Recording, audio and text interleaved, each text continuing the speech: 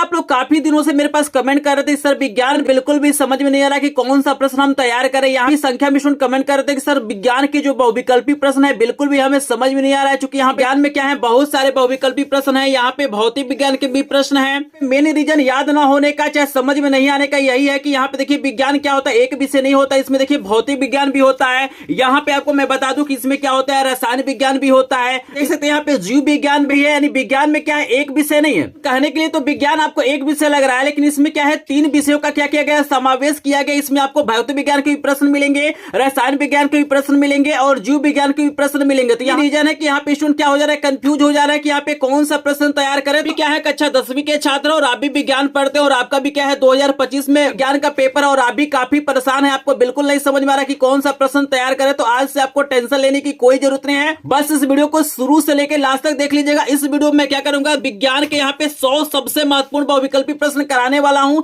यहाँ पे मैं क्या करूंगा भौतिक विज्ञान का भी प्रश्न कराऊंगा, रसायन विज्ञान का भी कराऊंगा और जीव विज्ञान का कराऊंगा। समय निकाल के मात्र ये 100 प्रश्न देख लेते हैं तो यहाँ पे 100% गारंटी है कि इससे बाहर कोई भी प्रश्न आपको बोर्ड परीक्षा 2025 में देखने के लिए नहीं मिलेगा। क्या करना है विज्ञान में टॉप करना है, विज्ञान में सबसे ज्यादा नंबर लाना है और वो चाहते हैं बिल्कुल कम समय में पढ़ के लाना। तो इस वीडियो को ध्यान से देखिएगा, इसका पीडीएफ नोट भी आपको मिल जाएगा। अभी लास्ट में अपना व्हाट्सएप नंबर दूंगा जहां पे आपको फ्री में पीडीएफ नोट मिल जाएगा। तो चलिए वीडियो को स्टार्ट करते हैं। लेकिन चलिए अपने आप को टेस्ट करिए, सभी लोग कमेंट सेक्शन में बताते रहिए। यहाँ पे मैं बीच बीच में पूछूंगा कि कितने प्रश्न आपको तैयार थे या इन्हें कितने प्रश्नों का आंसर आपने सही दिया है। तो चलिए पहले प्रश्न का सभी लोग आंसर दीजिए। पहला प्रश्न है कि कोई दर्पण किसी भी वस्तु का प्रतिबिंब सीधा बनाता है। दर्पण है, आपको बताना है भाई किस दर्पण में प्रतिबिंब सदैव क्या होता है सीधा बनता है। तो बताइए केवल समतल दर्पण में, केवल अवतल दर्पण में, केवल उत्तल दर्पण में या समतल अथवा उत्तल। जल्दी से सभी लोग कमेंट सेक्शन में बताइए, अपने आप को टेस्ट करिए कि विज्ञान की कितनी तैयारी है।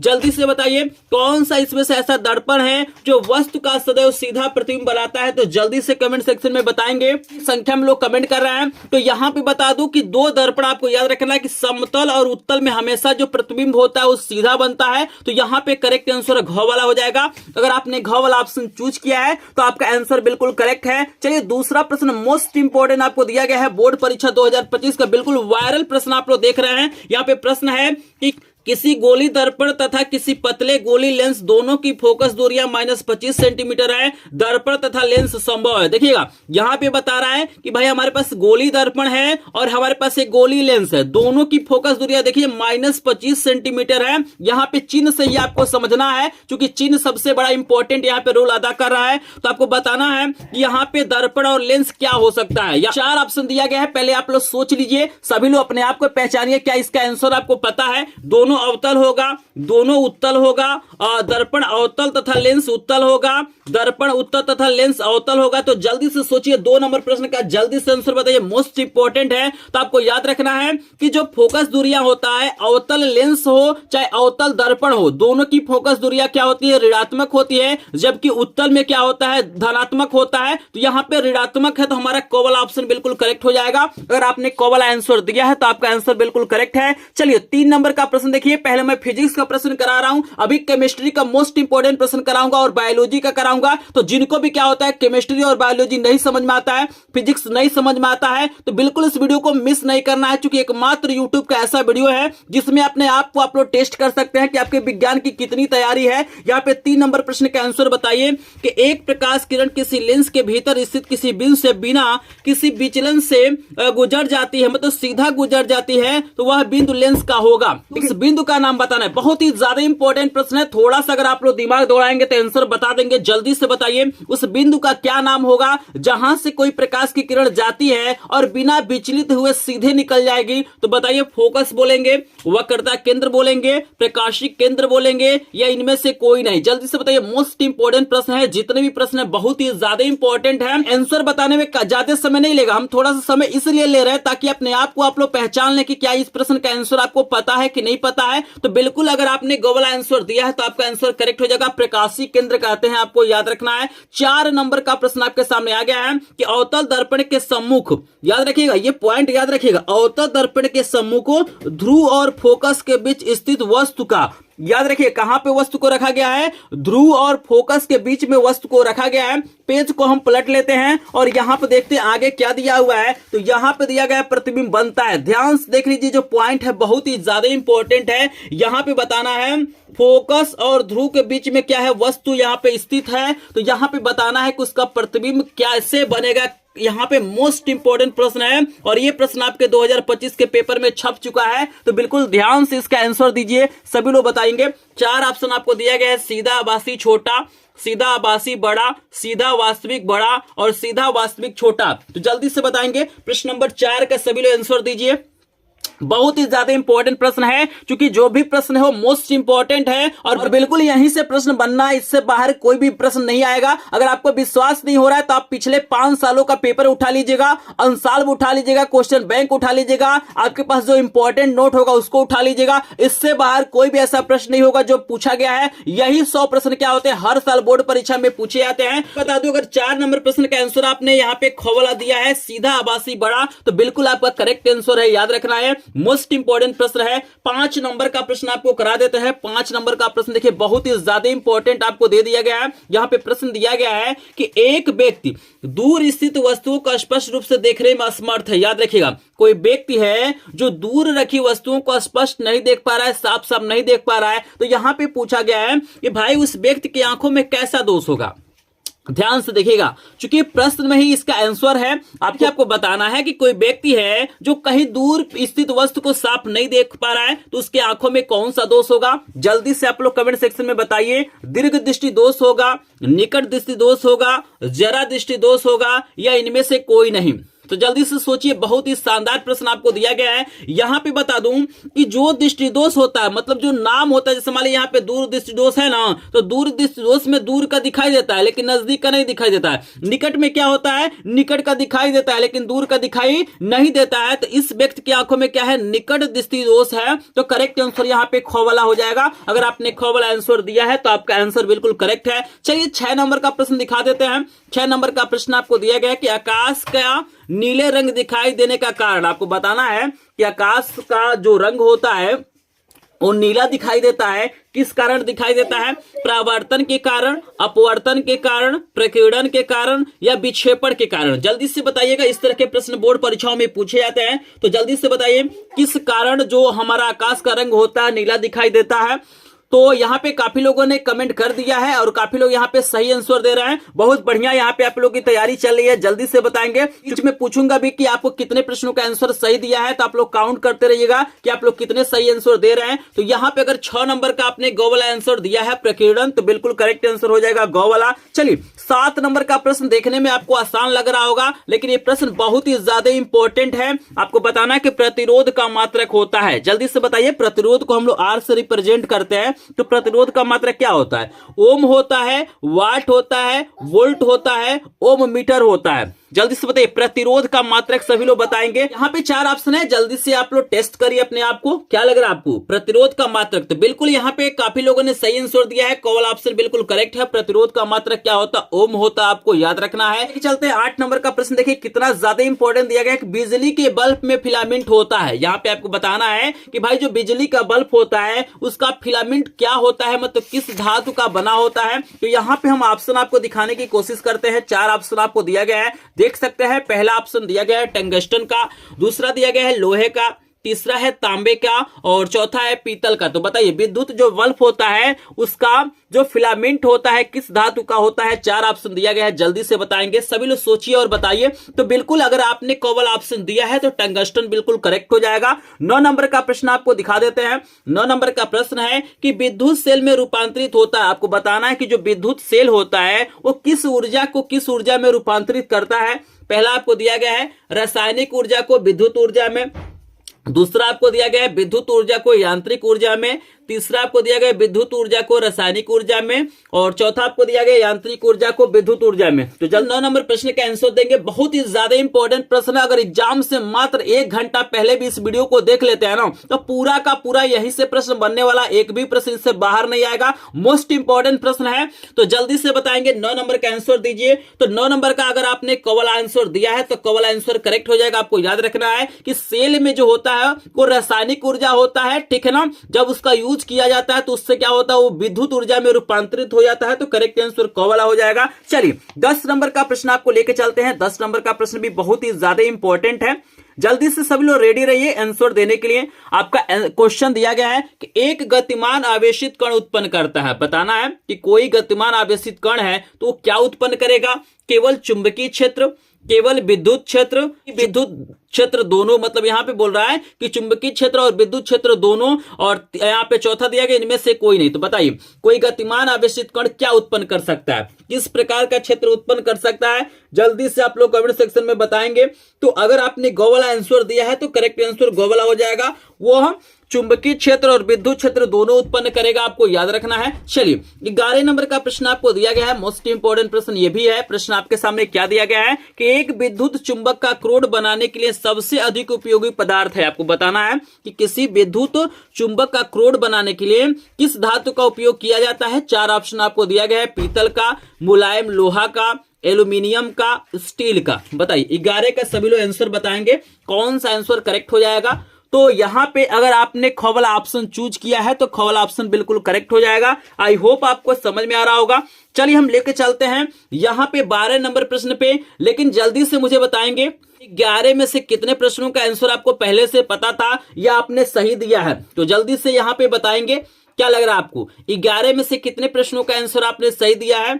तो यहां पे अगर 11 में से लगभग 6 प्लस प्रश्नों का आंसर अगर आपने सही दिया होगा, हमारे बताने से पहले आप लोग आंसर किए होंगे या आपको तैयार होगा, तो आप लोग क्या करेंगे, विज्ञान में टॉप करेंगे, विज्ञान में अच्छा नंबर पाएंगे। क्योंकि यहाँ पे 11 में से 6 प्लस प्रश्नों का आंसर उसी को पता होगा जो अच्छे से क्या होगा, पढ़ा होगा। अगर इस वीडियो को देखने के बाद से भी आप लोग तैयार करते हैं तो आप भी एक टॉपर स्टूडेंट बन जाएंगे। अगर आपको इससे कम प्रश्नों का आंसर पता है तो आपको तैयारी करने की जरूरत है। तो चलिए हम आगे लेके चलते हैं और आपको दिखाते हैं 12 नंबर का प्रश्न आपके सामने आ गया। मोस्ट इंपोर्टेंट प्रश्न आपको दिया गया है। यहां पे देखिएगा प्रश्न आपको दिया गया है कि निम्नलिखित में से आहार श्रृंखला का निर्माण करते हैं। आपको बताना है कि निम्नलिखित में से आहार श्रृंखला का निर्माण कौन करते हैं। 4 ऑप्शन आपको दिया गया है, घास गेहूं तथा आम, घास बकरी तथा मानव, बकरी गाय तथा हाथी, घास मछली तथा बकरी। बताइए इसमें कौन आहार श्रृंखला का निर्माण करेंगे। 12 नंबर का आंसर बताएंगे। बहुत ही ज्यादा इंपॉर्टेंट प्रश्न है। तो यहाँ पे काफी लोग यहाँ पे सही भी बता रहे हैं, कुछ लोग गलत बता रहे हैं। तो यहाँ पे सुन आपको बता दूं कि अगर आपने ख वाला ऑप्शन चूज किया है तो ख वाला आंसर बिल्कुल करेक्ट है। घास बकरी मानव क्या है, एक आहार श्रृंखला का निर्माण कर रहे हैं। क्योंकि आप जानते हैं कि घास को बकरी खाती है और बकरी को क्या होता है, मानव खाता है। तो ये एक प्रकार का आहार श्रृंखला है, आपको याद रखना है। चलिए 13 नंबर का प्रश्न देखिए, आपको सामने बहुत ही ज्यादा इंपॉर्टेंट दिया गया है, ठीक है ना। कुछ लोगों को लग सकता है कि ये प्रश्न केमिस्ट्री का है, लेकिन केमिस्ट्री का नहीं है। आपको एक चैप्टर मिलेगा उसमें पर्यावरण के बारे में दिया गया है, उसी से ये क्वेश्चन लिया गया है कि निम्नलिखित में से कौन ओजोन परत क्षरण के लिए जिम्मेदार मुख्य पदार्थ है। आपको बताना इसमें से किसके कारण ओजोन परत का क्षरण हो रहा है, जल्दी से बताएंगे। ऑप्शन आपको दिया गया CFC। CFC का मतलब क्या होता है, क्लोरोफ्लोरोकार्बन। CFC का मतलब होता है क्लोरोफ्लोरोकार्बन। CO2 का मतलब सभी लोग जान ही रहे हैं, CO का मतलब जान ही रहे हैं। CO2 का मतलब क्या होता है, कार्बन डाइऑक्साइड होता है। और CO का होता है कार्बन मोनोऑक्साइड। यहाँ पे HNO3 दिया गया है, ठीक है ना। ये 4 ऑप्शन है। तो जल्दी से बताइए किसके कारण यहाँ पे ओजोन का क्षरण हो रहा है, ओजोन परत क्या हो रहा है, खराब हो रहा है, उसको नष्ट हो रहा है। बताइए। तो याद रखना है इसका करेक्ट आंसर क वाला हो जाएगा, CFC हो जाएगा, क्लोरोफ्लोरोकार्बन के कारण हो रहा है। आपको याद रखना है, बहुत ही ज्यादा इंपॉर्टेंट प्रश्न है। चलिए 14 नंबर का प्रश्न देखिए आपके सामने आ गया है कि किसी बिंब का अवतल दर्पण द्वारा बना प्रतिबिंब आभासी, सीधा तथा बिंब से बड़ा पाया गया वस्तु की स्थिति कहां होनी चाहिए। ध्यान से देखिएगा, यहाँ पे जो हमारा दर्पण है अवतल है, याद रखिएगा। अवतल दर्पण में मात्र एक ही कंडीशन है, मैं यहाँ पे बता भी देता हूं, आप लोग कमेंट भी कर दीजिएगा। जब वस्तु क्या होता है, P और F के बीच में होता है, मतलब ध्रुव और फोकस के बीच में जब वस्तु होता है, तो यही एक कंडीशन मात्र है अवतल दर्पण में। जब प्रतिबिंब क्या होता है, आभासी बनता है, सीधा बनता है और वस्तु से बड़ा बनता है। बाकी कहीं भी वस्तु से हमेशा छोटा बनता है और वास्तविक बनता है। करेक्ट आंसर हमारा घ वाला हो जाएगा। सबको समझ में आ रहा है। अवतल दर्पण में मात्र यही एक कंडीशन होता है कि जब प्रतिबिंब क्या होता है, आभासी, सीधा और क्या होता है, वस्तु से बड़ा बनता है। आपको याद रखना है। क्लियर है सभी को? एक ही कंडीशन है, इसीलिए बोर्ड परीक्षा में हमेशा पूछता है। इसको मैं इंपॉर्टेंट भी लिख देता हूं, ये मोस्ट इंपॉर्टेंट है। जितने भी प्रश्न है सभी इंपॉर्टेंट है, लेकिन मैं जिसको टिक कर रहा हूं मोस्ट इंपॉर्टेंट है। चलिए यहां पे 15 नंबर का प्रश्न देखिए, एक न्यूमेरिकल टाइप का प्रश्न है। चूंकि न्यूमेरिकल जो अंकित प्रश्न होते हैं वो भी बोर्ड परीक्षाओं में पूछे जाते हैं। प्रश्न दिया गया है, एक उत्तल दर्पण की फोकस दूरी 10 सेंटीमीटर है, तो दर्पण की वक्रता त्रिज्या बताना है। चलिए हम ऑप्शन को देख लेते हैं। हमको यहाँ पे फोकस दूरी दिया है, तो स्टूडेंट यहाँ पे ऑप्शन देखिए और यहाँ पे मैं लिख देता हूं, एफ की वैल्यू आपको दिया गया है 10 सेंटीमीटर, ठीक है ना। आपको वक्रता त्रिज्या आर की वैल्यू बताना है, तो जल्दी से बताइए वक्रता त्रिज्या की वैल्यू कितनी होगी। चार ऑप्शन आपको दिया गया है, 10 सेंटीमीटर है, 20 सेंटीमीटर है, 30 सेंटीमीटर है, 40 सेंटीमीटर है। तो जल्दी से बताइए 15 नंबर का करेक्ट आंसर क्या हो जाएगा। तो यहाँ पे याद रखिएगा, जो यहाँ पे फार्मूला होता है आर बराबर होता है 2f, वक्रता त्रिज्या फोकस दूरी की दोगुनी होती है, तो f की वैल्यू 10 है, तो 10 दूना कितना हो जाएगा, 20 हो जाएगा। ख वाला ऑप्शन बिल्कुल करेक्ट हो जाएगा। अगर आपने ख वाला ऑप्शन चूज किया है तो आपका आंसर बिल्कुल करेक्ट है। ये देखिए 16 नंबर का प्रश्न बहुत ही ज्यादा इंपॉर्टेंट है। बहुत सारे लोग यहाँ पे क्या होते हैं, कंफ्यूज हो जाते हैं, बहुत सारे नहीं, यहाँ पे 90% लोग क्या होते हैं इसमें कंफ्यूज हो जाते हैं, ठीक है ना। इसमें ये होता है ना, यहाँ पे आपसे पूछता है कि लेंस की क्षमता का मात्रक, तो बहुत सारे लोग यहाँ पे जानते हैं कि लेंस की क्षमता का मात्रक डायोप्टर होता है, लेकिन याद रखिएगा डायोप्टर के अलावा भी एक मात्रक होता है। जैसे 4 ऑप्शन दिया गया है, मीटर, प्रति मीटर, मीटर प्रति सेकेंड, और इनमें से कोई नहीं। तो आप लोग पहले बताइए, फिर हम आपको सही आंसर बताते हैं। बताइए इसमें कौन लेंस की क्षमता का मात्रक होगा। तो याद रखिएगा P बराबर फार्मूला होता है आपका 1/f, यही फार्मूला होता है जी। पावर बराबर क्या होता है, 1/f होता है। तो अगर P का हम मात्रक बनाएंगे तो 1/ फोकस का जो मात्रक होता है हम क्या करते हैं, मीटर में लेते हैं। चूंकि 1/f कब होता है, जब हमारा फोकस दूरी मीटर में होता है, और 100/f कब होता है, जब सेंटीमीटर में होता है। तो 1/मीटर को बोला जाता है प्रति मीटर, इसको क्या बोलते हैं, प्रति मीटर। तो करेक्ट आंसर ख वाला हो जाएगा। तो याद रखिएगा प्रति मीटर का ही नाम क्या है, डायोप्टर है। तो इस प्रश्न का आंसर याद रखिएगा, क्योंकि काफी लोग इसमें कंफ्यूज हो जाते हैं और क्या करते हैं, इनमें से कोई नहीं पे टिक कर देते हैं। क्लियर है सभी को? चलिए 17 नंबर का प्रश्न, एक एक प्रश्न आपको समझ में आएगा। अभी मैं यहाँ पे फिजिक्स का प्रश्न करा रहा हूं, यहाँ पे अभी इंपॉर्टेंट मैं केमिस्ट्री का प्रश्न कराऊंगा, बायोलॉजी का प्रश्न कराऊंगा, सभी प्रकार का प्रश्न करा दूंगा। मात्र इस वीडियो को स्किप मत कीजिएगा, क्योंकि अगर इस वीडियो को स्किप कर देंगे ऐसा वीडियो नहीं मिलेगा जिसमें आप लोग लाइव अपने आप को टेस्ट कर पाएंगे, और इतने इंपॉर्टेंट प्रश्न आपको कहीं पर भी देखने के लिए नहीं मिलेगा। आप लोग एग्जाम के समय परेशान रहते हैं कि कौन सा प्रश्न तैयार करें, अपने मित्रों से पूछते हैं, आपके टीचर से पूछते हैं, लेकिन सही प्रश्न आप लोग नहीं पा पाते हैं। लेकिन बार क्या कर रहे हैं, आप लोग ऐसा वीडियो देख रहे हैं जिसमें सिर्फ इंपॉर्टेंट क्वेश्चन कराया गया है। तो जिनको भी क्या करना है, विज्ञान में टॉप करना है, बढ़िया नंबर पाना है, अगर आप चाहते हैं कि एक भी नंबर आपका न कटे, तो इस वीडियो को बिल्कुल भी स्किप आपको नहीं करना है। चलिए 17 नंबर का प्रश्न है कि एक उत्तल लेंस की क्षमता 5 डायोप्टर है, लेंस की फोकस दूरी होगा। ध्यान से देखिएगा, यहाँ पे उत्तल लेंस है और उसकी क्षमता P बराबर आपको दिया गया है 5 डायोप्टर। यहाँ पे आपको फोकस दूरी पूछा जा रहा है, तो आपको बता दूं यहाँ पे P बराबर फार्मूला हो जाएगा 100/f। P बराबर फार्मूला हो जाएगा 100/f। चूंकि देखिए सेंटीमीटर में तो हम लोग 100 लिखेंगे। अब यहाँ पे f बराबर क्या हो जाएगा, 100 हो जाएगा P। तो यहाँ पे 100/P की वैल्यू कितना है, 5 है, तो काटेंगे तो 20×5 100 होता है, तो प्लस 20 सेंटीमीटर हो जाएगा। आपको याद रखना, प्लस क्यों है, तो आपको याद रखना उत्तल लेंस की फोकस दूरी क्या होती है, धनात्मक होती है, तो हम लोग प्लस लेंगे, ठीक है ना। क्लियर हो रहा है सभी को? चलिए 18 नंबर का प्रश्न भी आपको दिखा देते हैं। 18 नंबर का प्रश्न है कि निर्वात में प्रकाश की चाल 3×10⁸ मीटर प्रति सेकेंड है, तो कांच में प्रकाश की चाल होगी, आपको अपवर्तनांक की वैल्यू दिया गया 1.5। तो ये भी प्रश्न बहुत ही ज्यादा इंपॉर्टेंट है, बिल्कुल ध्यान से इस प्रश्न को देखिएगा। तो चलिए हम इसको सॉल्व करके दिखाते हैं। सबसे पहले इसका आंसर आप लोग बताइए, फिर इसका हम सोल्यूशन करा देंगे, क्योंकि प्रश्न काफी इंपॉर्टेंट है। तो जल्दी से आप लोग कमेंट कीजिए। 4 ऑप्शन आपको दिया गया है, हम इसको बताते हैं कैसे सॉल्व करेंगे। तो यहाँ पे देखिए एक फार्मूला होता है, n बराबर फार्मूला होता है C/V। याद रखिएगा, n बराबर फार्मूला आपका होता है C/V। n आपका अपवर्तनांक होता है, C आपका क्या होता है, निर्वात में प्रकाश की चाल होता है, V क्या होता है, माध्यम में प्रकाश की चाल, ठीक है ना। माध्यम क्या है, यहाँ पे देख सकते हैं कांच है। मैं प्रश्न को थोड़ा सा और नीचे कर देता हूं, यहाँ पे देख सकते हैं n की वैल्यू देखिएगा हमारा दिया हुआ 1.5, आप लोग देख सकते हैं। अपवर्तनांक दिया गया 1.5, C की वैल्यू दिया गया है 3×10⁸ हो जाएगा, और V की वैल्यू हमें क्या करना है, निकालना है। इसके नीचे 1 मान लीजिए, तिर्यक गुणा करेंगे तो आपका हो जाएगा 1.5 भी बराबर 3 गुणे 10 पे क्या हो जाएगा 8 हो जाएगा। क्लियर है सभी को। फिर देखिएगा यहाँ पे 1.5 हमारा गुणा है तो इधर जाएगा तो भाग हो जाएगा, v बराबर आपको हो जाएगा 3 गुणे 10 पे घात आपका हो जाएगा 8, ये बट्टे हो जाएगा 1.5। और देखिए दशमलव हटाने के लिए ऊपर नीचे हम क्या करते हैं 10 से गुणा कर लेते हैं, तो v बराबर कितना हो जाएगा 3 दहा में हो जाएगा 30 गुणे 10 पे घात 8 हो जाएगा, और बट्टे ये आपका दशमलव हट जाएगा 15 हो जाएगा।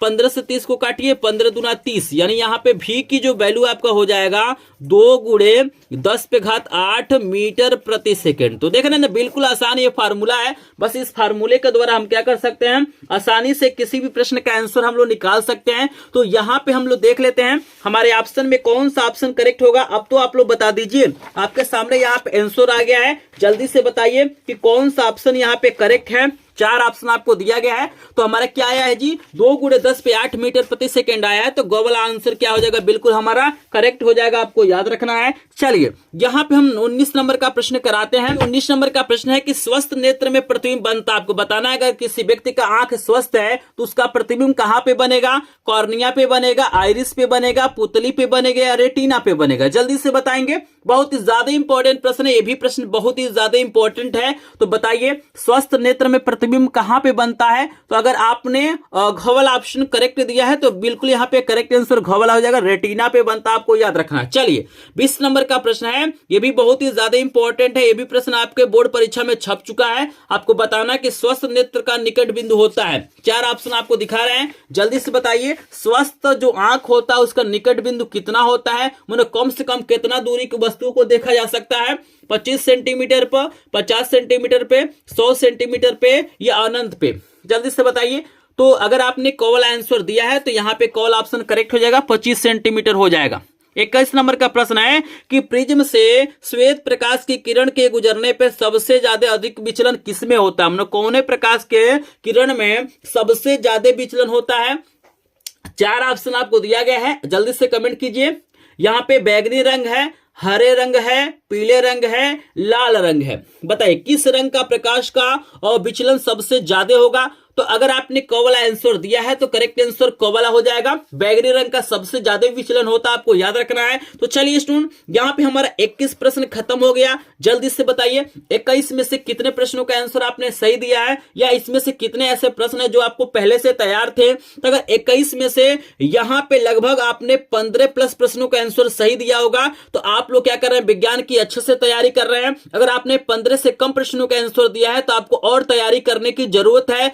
यहाँ पे अपने आप को पहचान लीजिए कि आपकी कितनी तैयारी है, क्योंकि इस वीडियो को जहां तक मुझे लग रहा है ना, जो स्टूडेंट ध्यान से देख लेगा पूरा वीडियो तो इसमें जो प्रश्न है उनको याद करने की रखने की जरूरत नहीं पड़ेगी, बस एक बार इस वीडियो को देख लेंगे दोबारा पूरा प्रश्न आपको तैयार हो जाएगा। तो चलिए काफी लोगों ने यहाँ पे 15 प्लस प्रश्नों का आंसर दिया है, जिन्होंने यहाँ पे 15 प्लस प्रश्नों का आंसर दिया भाई उनको बधाई हो कि आप लोग अच्छे से तैयारी कर रहे हैं और आप लोग अच्छा नंबर पाएंगे। चलिए हम आगे चलते हैं। इसके बाद से 22 नंबर का प्रश्न है कि निकट दृष्टि दोष को दूर करने के लिए कौन सा लेंस यूज किया जाता है। आपको बताना है कि किसी व्यक्ति को क्या है निकट दृष्टि दोष है तो उसके आंखों में कौन सा चश्मे किस लेंस का चश्मा देना पड़ेगा, उत्तल लेंस का, अवतल लेंस का, द्विफोकसी लेंस का, या इनमें से कोई नहीं। तो बताइए निकट में कौन सा लेंस यूज किया जाता है, जल्दी से बताइए।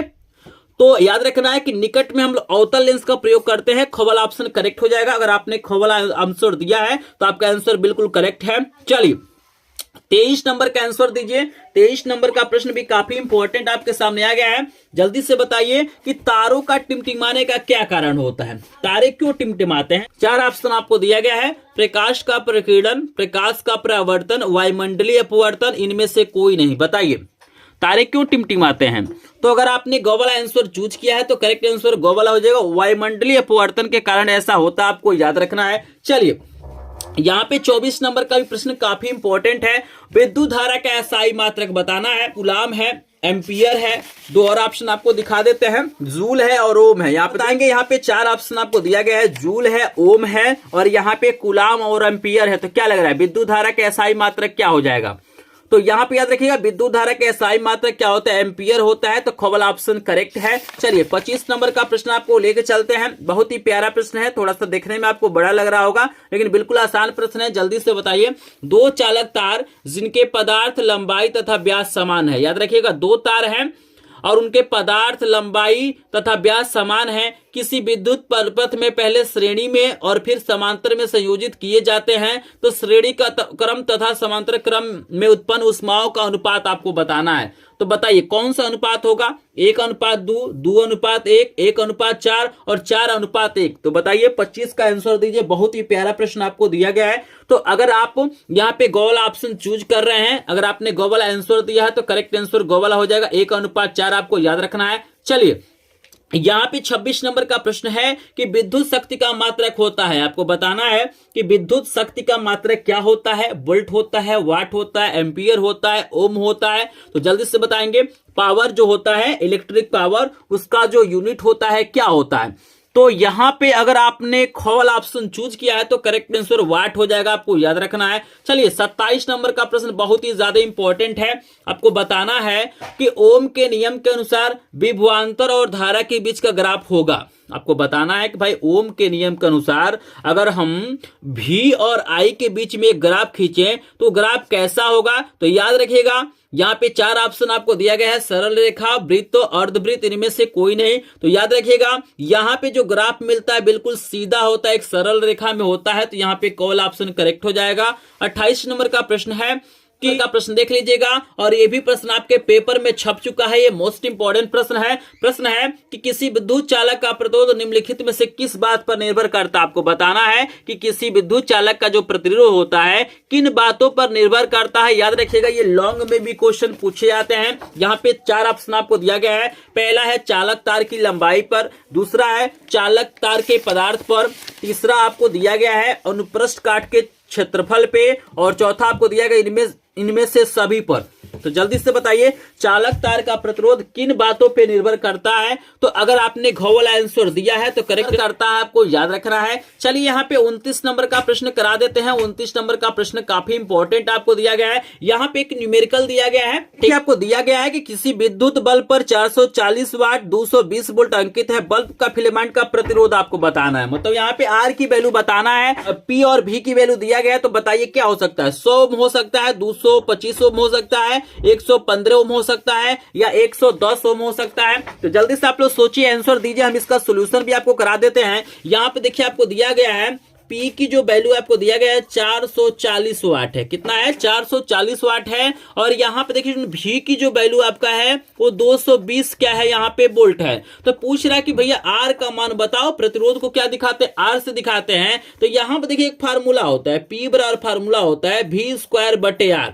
याद रखना है क्योंकि बोर्ड परीक्षा में बहुत सारे ऐसे क्वेश्चंस होते हैं जो डायरेक्ट फार्मूले पे पूछे जाते हैं। तो कम से कम आपको फार्मूला पता होना चाहिए। और यहाँ पे देखिए हमें आर की वैल्यू निकालना है। तो अगर हम लोग इसको त्रियक गुणा करें तो आर बराबर क्या हो जाएगा, V² हमारा पी हो जाएगा। क्लियर है। अब देखिए यहाँ पे वैल्यू को भरी, आर बराबर भी के वैल्यू कितना है भाई, भी के वैल्यू 220 है। तो 220 गुणे 220 क्यों हम 2 बार लिखे हैं, क्योंकि हमारा क्या है V² है। और पी के वैल्यू आपको दिया गया है 440। कितना है, 440। तो यहाँ पे 1 0 से 0 कट जाएगा, 22 दूना कितना हो जाएगा, 44।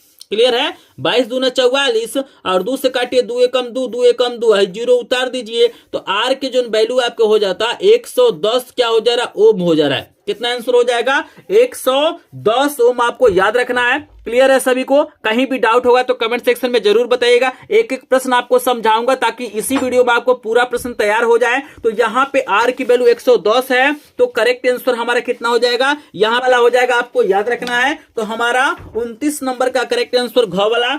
जल्दी से मुझे बता देंगे प्रश्न आपको समझ में आया है कि नहीं समझ में आया है, क्योंकि एक एक प्रश्न मैं समझाऊंगा। चलिए यहाँ पे बहुत बढ़िया, सभी लोग बता रहे हैं कि बिल्कुल सर समझ में आया है। चलिए सुनिए, यहाँ पे हम लेके चलते हैं। यहाँ पे 30 नंबर का प्रश्न आपको करा देते हैं। और 30 नंबर का प्रश्न देखिए आपको दिया गया है कि फ्यूज तार को निम्नलिखित घरेलू विद्युत वितरण के किस तार के श्रेणी क्रम में जुड़ा होता है। भू संपर्क, उदासीन तार, जीवित तार, इनमें से कोई नहीं। बताइए यहाँ पे मोस्ट इंपोर्टेंट प्रश्न है, 30 नंबर का आंसर देंगे। तो अगर आपने ख वाला ऑप्शन चूज किया है उदासीन तार, तो बिल्कुल करेक्ट आंसर ख वाला हो जाएगा। तो यहाँ पे स्टूडेंट हमने क्या किया, आपको 30 प्रश्न करा दिया। जल्दी से मुझे बताइए 30 में से कितने प्रश्न आपको पहले से तैयार थे या आपने सही आंसर दिया है। तो अगर आपने 30 में से लगभग यहाँ पे 20 प्लस प्रश्नों का आंसर सही दिया है तो आपकी विज्ञान की तैयारी बढ़िया चल रही है, आप लोग अच्छे से पढ़ रहे हैं। लेकिन अगर आपने 20 से कम प्रश्नों का आंसर दिया है तो आपको तैयारी करने की जरूरत है। तो चलिए बहुत बढ़िया, यहाँ पे काफी लोग बता रहे हैं सर 20, 25, 28, कुछ लोग 30 भी बता रहे हैं, बहुत बढ़िया। तो हमने आपको 30 प्रश्न करा दिया। अभी मेरे पास बहुत सारे प्रश्न हैं, अभी मेरे पास 70 प्रश्न है, केमिस्ट्री के भी प्रश्न है, बायोलॉजी के प्रश्न है। लेकिन अभी तक आपने यहाँ पे वीडियो को लाइक नहीं किया है। 30 प्रश्न कराया, कभी भी आपको लाइक करने के लिए नहीं बोला है। बीच में हम थोड़ा सा आपको समय लेंगे, हम आपसे रिक्वेस्ट करेंगे कि प्लीज वीडियो को लाइक कर देंगे। चैनल पे पहली बार आएंगे तो चैनल को सब्सक्राइब करेंगे। हम लाइक करने के लिए इसलिए बोलते हैं क्योंकि आपका लाइक शेयर सब्सक्राइब हमारा क्या होता है, मोटिवेशन होता है। अब आप लोग लाइक करेंगे पता चलेगा कि वीडियो आपको समझ में आ रहा है, जो प्रश्न मैंने कराया आपको समझ में आ रहा है। तो प्लीज अगर आपको वीडियो अच्छा लग रहा होगा, प्रश्न इंपॉर्टेंट लग रहा होगा, तो प्लीज वीडियो को लाइक करेंगे। लाइक शेयर सब्सक्राइब हमारा क्या होता है, मोटिवेशन होता है। इसका पीडीएफ नोट बिल्कुल फ्री में आपको दूंगा। अभी वीडियो के लास्ट में अपना व्हाट्सएप नंबर दूंगा, वहां पे आपको मैसेज करना है, आपको पीडीएफ नोट मिल जाएगा। आप हमारे ग्रुप को भी ज्वाइन कर लेंगे जिसका लिंक डिस्क्रिप्शन में दिया गया है, उसमें सभी विषयों का पीडीएफ आपको मिल जाएगा। क्योंकि मेरे पास क्या है, सभी सब्जेक्ट का लगभग 100 प्लस प्रश्नों का मेरे पास क्या है, वीडियो है और पीडीएफ है। अगर इससे आप लोग तैयारी कर लेते हैं तो एक भी प्रश्न इससे बाहर नहीं आएगा। तो चलिए यहाँ पे 31 नंबर का प्रश्न आपको करा देते हैं। प्रश्न दिया गया है, ध्यान से देख लीजिए। प्रश्न दिया गया है कि लघु पतन के कारण परिपथ में विद्युत धारा का मान आपको बताना है। अगर किसी परिपथ में लघु पतन हो रहा है तो उसमें क्या होगा, विद्युत धारा का मान बहुत कम हो जाता है, परिवर्तित नहीं होता है, बहुत अधिक बढ़ जाता है, निरंतर परिवर्तित होता रहता है। तो क्या लग रहा है आपको, लघु पतन के कारण किसी भी परिपथ में विद्युत धारा का मान क्या होता है? तो अगर आपने गो वाला ऑप्शन चूज किया है तो करेक्ट आंसर गो वाला हो जाएगा, बहुत अधिक बढ़ जाता है, आपको याद रखना है। चलिए 32 नंबर का प्रश्न है कि भारत में जो प्रत्यावर्ती धारा होता है, एसी करंट होता है, अल्टरनेटिव करंट होता है, उस आवृत्ति का आवृत्ति कितना होता है, कितना हर्ट्ज होता है, 0 हर्ट्ज होता है, 50 हर्ट्ज होता है, 60 हर्ट्ज होता है या 100 हर्ट्ज होता है, तो मुझे बताएंगे। तो अगर आपने ख वाला ऑप्शन चूज किया है तो करेक्ट आंसर ख वाला हो जाएगा, 50 हर्ट्ज होता है, आपको याद रखना है। आप लोग देखिएगा आपके घर में जो विद्युत उपकरण यूज किया जाता है उस पर लिखा रहता है 50 HZ लिखा हुआ है, HZ लिखा रहता है। तो यहाँ पे 50 हर्ट्ज होता है। आप लोग किसी भी उपकरण को देख लीजिएगा, आप सिंपली बल्ब उठा के देख लीजिएगा, वहां पे लिखा होगा। चलिए 33 नंबर का प्रश्न आपको दिया गया है कि चुंबकीय क्षेत्र की तीव्रता का मात्रक है। जो चुंबकीय क्षेत्र की तीव्रता B होता है, आपको बताना इसका मात्रक क्या होता है। न्यूटन प्रति एम्पियर मीटर स्क्वायर होता है, न्यूटन प्रति एम्पियर मीटर होता है, वेबर होता है या इनमें से कोई नहीं। तो बताइए चुंबकीय क्षेत्र की तीव्रता का मात्रक क्या होता है। तो यहां पे अगर आपने ख वाला ऑप्शन चूज किया है तो आपका आंसर बिल्कुल करेक्ट है। यहां पे क्या हो जाएगा, न्यूटन प्रति एम्पियर मीटर हो जाएगा। चलिए 34 नंबर का प्रश्न आपको दिया गया है, देख सकते हैं, मोस्ट इंपोर्टेंट प्रश्न है कि निम्नलिखित में से कौन सी एक परत पराबैंगनी किरणों को पृथ्वी पर आने से रोकती है। क्लोरीन परत है, ओजोन परत है, ऑक्सीजन परत है, हाइड्रोजन परत है। आपको बताना है कि कौन सी ऐसी परत है जो सूर्य से आने वाली पराबैंगनी किरणों को पृथ्वी से आने से रोकता है। तो बताइए कौन सा ऑप्शन करेक्ट होगा। तो चूज किया है ओजोन परत, बिल्कुल करेक्ट, यहाँ पे करेक्ट हो जाएगा। क्योंकि इसे क्या हो रहा है, क्लोरोफ्लोरो जो कार्बन है वो क्या हो रहा है, क्षरण कर रहा है, नष्ट कर रहा है, ठीक है ना। चलिए 35 नंबर का प्रश्न है कि निम्नलिखित में से कौन एक परितंत्र में उत्पादक का उदाहरण है। आपको बताना है इसमें कौन एक परितंत्र में उत्पादक का उदाहरण है। शेर है, हिरण है, हरे पौधे हैं या वर्षा है। तो 35 का आंसर सभी लोग बताएंगे। तो अगर आपने हरे पौधे चूज किया है आंसर तो करेक्ट आंसर ग वाला हो जाएगा। चलिए 36 नंबर का प्रश्न यहाँ पे आ गया है कि प्राकृतिक परितंत्र है, आपको बताना है इसमें कौन प्राकृतिक परितंत्र है। गमले हैं, जल जीवशाला है, खेत हैं या वन है। आपको बताना इसमें कौन प्राकृतिक रूप में पाया जाता है। तो करेक्ट आंसर घ वाला हो जाएगा। वन हमारा क्या है, प्राकृतिक परितंत्र है, आपको याद रखना है। हमने क्या किया, 36 प्रश्न आपको मैंने क्या किया, यहाँ पे फिजिक्स से कराया है, भौतिक विज्ञान का कराया है, इसके बाद आपके सामने रसायन विज्ञान के प्रश्न आएंगे। तो जल्दी से बताएंगे फिजिक्स के 36 प्रश्नों में से कितने प्रश्न आपको तैयार थे, तो जल्दी से बता दीजिए। यहाँ पे 36 प्रश्नों में से लगभग यहाँ पे 25 प्लस प्रश्न भी आप लोग को तैयार होगा, आपने सही आंसर दिया होगा। रहेगा तो आपकी तैयारी बढ़िया है, आप लोग में क्या करेंगे, बढ़िया नंबर पाएंगे। तो जल्दी से कमेंट कीजिए कितने प्रश्न आपको फिजिक्स के तैयार थे, कमेंट कीजिए। तो काफी लोग बोल रहे हैं बिल्कुल सर बिल्कुल हमको तैयार थे। चलिए बहुत बढ़िया, यह 36 प्रश्न करा दिया, लेकिन अभी तक आपने इस वीडियो पे 36 लाइक नहीं किया है। चलिए हम इस वीडियो का एक छोटा सा टारगेट रख देते हैं, इसमें 100 प्रश्न मैं कराऊंगा। इस वीडियो का लाइक का टारगेट है मात्र 100 लाइक। कितना लाइक आपको कंप्लीट करना है, 100 लाइक। हम देखते हैं कितना जल्दी आप लोग सपोर्ट करते हैं, कितना जल्दी आप लोग लाइक कर देते हैं। तो यहाँ पे जल्दी से सभी लोग लाइक कर देंगे, जल्दी से 100 लाइक का मात्र टारगेट है। आप लोग इतने लोग इस वीडियो को देख रहे हैं, अगर आप लोग एक एक लाइक करेंगे तो कई हजार लाइक हो जाएगा। मेरा टारगेट बहुत छोटा है, 100 लाइक। तो बाकी आप लोग इस टारगेट को जरूर पूरा करेंगे 100 प्रश्न खत्म होते होते। तो चलिए, यहाँ पे सबसे ज्यादा प्रॉब्लम स्टूडेंटों को होता है रसायन विज्ञान में और जीव विज्ञान में। तो चलिए इसके भी प्रश्न कराते हैं। तो सबसे पहले रसायन विज्ञान का कराते हैं। यहाँ पे पहला प्रश्न आपको 37 नंबर का दिया गया है कि लेड नाइट्रेट का रासायनिक सूत्र है। इंपॉर्टेंट प्रश्न है, लेड नाइट्रेट का रासायनिक सूत्र आपको बताना है। 4 ऑप्शन आपको दिखाते हैं, तो जल्दी से बताएंगे। 4 ऑप्शन आपको दिखाई दे रहा होगा, जल्दी से बताइए इसमें से कौन सा ऐसा सूत्र है जो लेड नाइट्रेट का है। तो 37 का आंसर बताएंगे। तो अगर आप लोग ख वाला ऑप्शन चूज कर रहे हैं PbNO3 का होल ट्वाइस, तो बिल्कुल करेक्ट आंसर होगा। यही लेड नाइट्रेट का क्या है, सूत्र है, आपको याद रखना है। चलिए 38 नंबर के प्रश्न है कि रासायनिक अभिक्रिया है, मतलब बताना है कि जो है आपका रासायनिक समीकरण दिखाई दे रहा है, इसमें किस प्रकार का अभिक्रिया हो रहा है। तो जल्दी से बताइए, संयोजन अभिक्रिया, विस्थापन अभिक्रिया, अपघटन अभिक्रिया, या इनमें से कोई नहीं। बताइए इसमें किस प्रकार की अभिक्रिया हो रही है, जल्दी से सभी लोग कमेंट सेक्शन में बताएंगे। मोस्ट इंपॉर्टेंट प्रश्न है। तो यहां पे देखिएगा, यहां से कॉपर निकल रहा है और इसके साथ क्या हो रहा है, यहां पे Fe जुट रहा है। तो जहां पे क्या होता है, एक निकलता है एक जुटता है, तो वहां पे क्या होता है, विस्थापन अभिक्रिया होता है। तो करेक्ट आंसर हमारा ख वाला हो जाएगा, आपको याद रखना है। तो 38 के करेक्ट आंसर ख वाला है। चलिए 39 नंबर प्रश्न का आंसर दीजिएगा। आपका केमिस्ट्री का बिल्कुल यहाँ पे टेंशन खत्म हो जाएगा। जल्दी से बताएंगे, H2S विलयन का pH मान है, आपको बताना है कि आपके पास कोई विलयन है जिसपे लिखा गया H2S, तो आपको बताना है कि इसका pH मान क्या होगा। तो इसका पता करने के लिए आपको यह पता करना पड़ेगा कि H2S क्या है। H2S अम्ल है, क्षार है कि उदासीन है। तो ये आपको बता दूं कि जो H2S है वो एक प्रकार का एसिड है, अम्ल है। आप लोग जल्दी से मुझे बताइए, अगर H2S अम्ल है तो इसका pH मान कितना होगा, जल्दी से अब तो बता दीजिए। इतना आपको हिंट मैंने दे दिया, अब तो बता दीजिए इसका pH मान कितना होगा।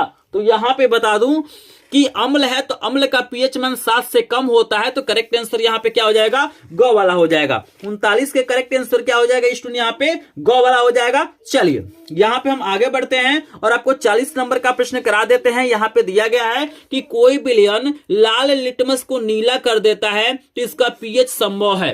बताइए, कोई विलयन है जो लाल लिटमस को नीला कर देता है तो उसका विलयन क्या हो सकता, उस विलयन का pH क्या हो सकता है। 1 हो सकता है, 4 हो सकता है, 5 हो सकता है, या 10 हो सकता है। क्या लग रहा है आपको, जल्दी से बताइए क्या हो सकता है।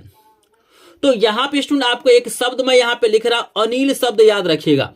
एक शब्द आप लोग याद रखिएगा, अनिल। आपको याद रखना, अ से यहां पे क्या हो जाएगा, अम्ल हो जाएगा। अ से अम्ल, नी से क्या हो जाएगा, यहाँ पे नीला हो जाएगा, और ल से क्या हो जाएगा, लाल हो जाएगा। याद रखिएगा, जो अम्ल होता है वो नीला लिटमस को क्या करता है, लाल कर देता है। याद रखिएगा, अम्ल क्या करेगा, नीले लिटमस को लाल कर देगा। और यहाँ पे अगर क्षार की बात करें तो क्षार क्या करेगा, लाल को नीला कर देगा। तो अगर इस शब्द याद रखेंगे तो आप कभी नहीं भूलेंगे कि कौन क्या करता है। तो अनिल का मतलब क्या, अम्ल नीले को लाल करता है। तो यहाँ पे देखिए क्या है, लाल को नीला कर रहा है ना जी। तो लाल को नीला कर रहा है तो कौन करेगा, क्षार करेगा। और क्षार का जो pH मान होता है वो 7 से अधिक होता है, 7 से अधिक होता है। तो यहाँ पे घ वाला आंसर क्या हो जाएगा, करेक्ट हो जाएगा। समझ रहे हैं ना, ये शब्द याद रखिएगा, एक एक प्रश्न समझ में आएगा। बस इस वीडियो को लास्ट तक देख लीजिएगा, पूरा का पूरा यहाँ पे इंपॉर्टेंट प्रश्न करा दूंगा। और पूरे यूट्यूब पे आप ढूंढ लीजिएगा, कहीं पर भी देखने के लिए नहीं मिलेगा। मात्र एग्जाम से 1 घंटे पहले इस वीडियो को देख लेंगे और एग्जाम हॉल में चले जाएंगे तो पूरा आप लोग छाप के आएंगे, इससे बाहर कोई भी प्रश्न नहीं आएगा। और यहाँ पे बता दूं कि मेरे पास सिर्फ विज्ञान का ही नहीं 100 प्रश्न है। मैंने सभी विषयों का वीडियो बना दिया है, अगर आप लोग नहीं देखे होंगे तो चैनल पे जाके देख लीजिएगा, मैंने हिंदी का भी बनाया, अंग्रेजी का भी, गणित का भी, विज्ञान का भी, सामाजिक विज्ञान, कला, सभी का मैंने 100 इंपॉर्टेंट प्रश्न करा दिया है। और मैंने बहुत सारा वायरल पेपर भी कराया है जो बोर्ड परीक्षा में लड़ने वाला है, तो उसको भी जरूर देखिएगा। एक बार चैनल को पूरा विजिट जरूर करेंगे। चलिए, 40 में से कितने प्रश्नों का आंसर आपने सही दिया है जल्दी से बता दीजिए। 40 में से अगर आपने 30 प्लस प्रश्नों का आंसर सही दिया होगा तो आप टॉपर स्टूडेंट हैं, आपकी तैयारी बढ़िया चल रही है। अगर आपने इससे कम प्रश्नों का आंसर दिया तो आपको तैयारी करने की जरूरत है। 41 नंबर का आंसर दीजिए। निम्नलिखित में से अम्लीय लवण है, आपको बताना है, बहुत ज्यादा इंपॉर्टेंट है, कई बार बोर्ड परीक्षा में पूछा गया है कि इसमें से कौन अम्लीय लवण है। तो बताइए, 4 ऑप्शन आपको दिया गया, इसमें बताना है कि कौन अम्लीय लवण है, जल्दी से बताएंगे। तो अगर आपने ख वाला ऑप्शन चूज किया होगा NaHSO4 तो करेक्ट आंसर ख वाला हो जाएगा। याद रखिएगा, यही एक अम्लीय लवण है, आपको याद रखना है ऑप्शन के अनुसार। चलिए, 42 नंबर का प्रश्न का आंसर दीजिए। खाने का सोडा, चलिए भाई, जिसको हम लोग कहते हैं बेकिंग सोडा, इसका यूज किया जाता है अपने के घरों में, बेकिंग सोडा का यूज किया जाता है, सफेद कलर का होता है। तो बताइए बेकिंग सोडा के अणुसूत्र क्या होगा? NaCl होगा, Na2CO3 होगा, NaHCO3 होगा या NaOH होगा? बताइए बेकिंग सोडा, खाने का सोडा का सूत्र क्या होता है? जल्दी से बताएंगे। 4 ऑप्शन आपको दिया गया है, बहुत ज्यादा इंपॉर्टेंट प्रश्न है। दावन सोडा, बेकिंग सोडा में से कोई ना कोई एक प्रश्न बोर्ड परीक्षा में पूछा जाता है। तो यहां पे अगर आपने गो वाला ऑप्शन चूज किया है तो करेक्ट आंसर गो वाला हो जाएगा। बेकिंग सोडा का जो सूत्र होता है NaCO3 होता है। क्लियर है कि जिंक चूर्ण पर तनु सल्फ्यूरिक अम्ल की अभिक्रिया से कौन सी गैस निकलती है? आपको बताना है कि आपके पास जिंक चूर्ण है, जब उस पे तनु सल्फ्यूरिक अम्ल की क्रिया कराएंगे तो कौन सा गैस निकलेगा?